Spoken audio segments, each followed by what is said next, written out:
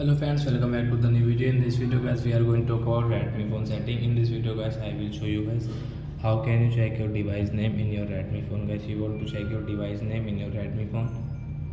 So friends, you can check, and guys, now let's see how to check device name in Redmi phone. In this video guys, I am going to show you.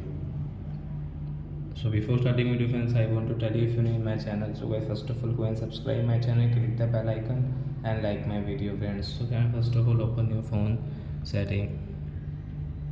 So as you can see your about phone setting, first one, so guys tap here. Guys, you can see device name, so guys tap here. Then guys, you can check your device name in your Redmi phone.